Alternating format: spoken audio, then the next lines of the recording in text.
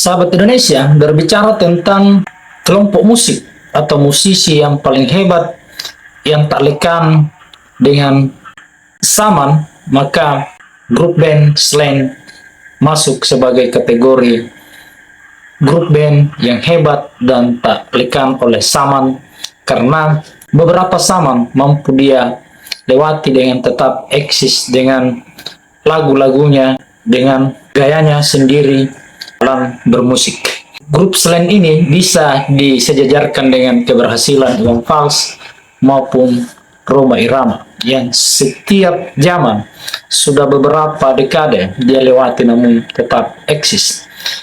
Namun di dalam eksistensinya itu dia punya cara tersendiri untuk tetap diperhitungkan dan disukai oleh masyarakat. Salah satunya adalah mengkritik pemerintah. Jadi dalam video ini saya akan mencoba menjelaskan beberapa lagu dari Slank ini yang jelas-jelas mengkritik pemerintah. Mengapa saya mengatakan mengkritik pemerintah? Karena di dalam lirik lagu itu menyebut negara, menyebut masalah korupsi, kolusi, nepotisme, dan menyebut kata rakyat, yang kemudian ujung daripada lagu itu sebenarnya adalah kritikan buat pemerintah. Seperti apa kritikan-kritikan itu? Mari kita mulai. Tetapi sebelum itu mohon dibantu subscribe kawan.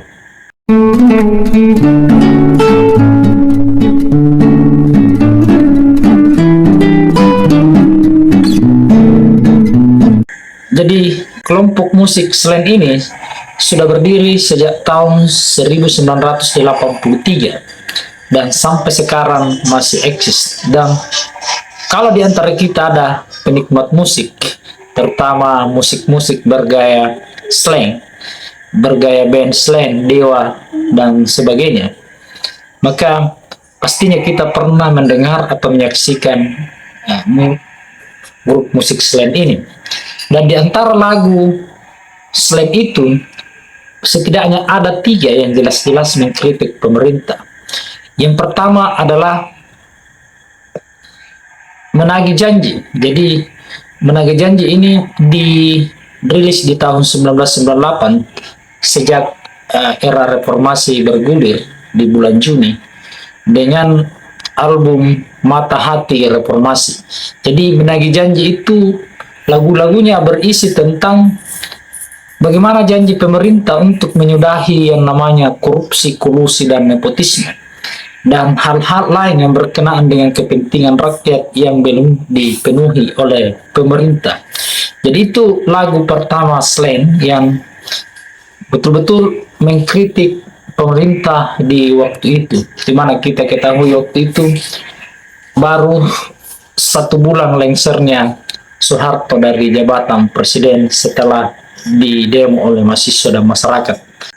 Kemudian lagu yang kedua di album yang sama, di Mata Hati Reformasi, dengan judul lagu Aktor Intelektual.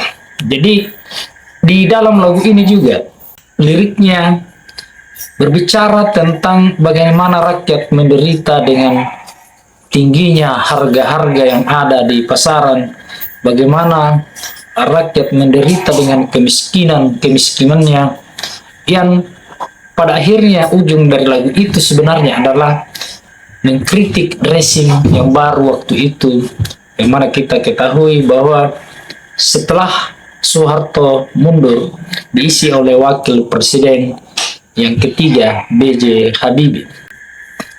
Jadi lagu kedua ini dengan judul Aktor Intelektual juga di album yang sama, di album ke-8 Slank ini, kritik pemerintah secara jelas-jelas.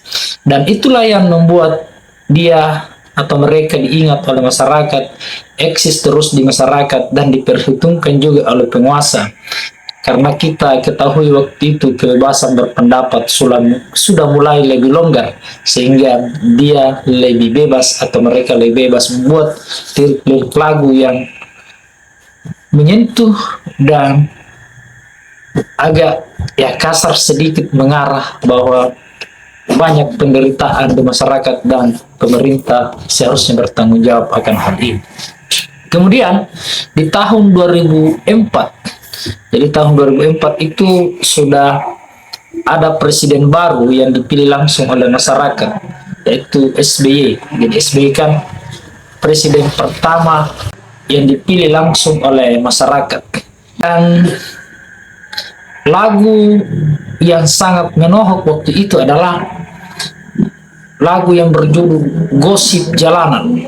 Jadi ini di album yang ke-13. Di dalam lagu yang berjudul Gosip Jalanan itu, liriknya sangat jelas mengatakan bahwa judi itu ada, dan diduga polisi menjadi bagian dari itu dan TNI menjadi pengawalnya. Itu lagunya di awal-awal. Kemudian bahwa di barbar itu, atau ada orang yang sebenarnya bisnis selangkangan yang ecek-ecek itu, banyak orang mendapatkan uang di sana, bahkan dengan uang yang jutaan kita bisa dapat perawat.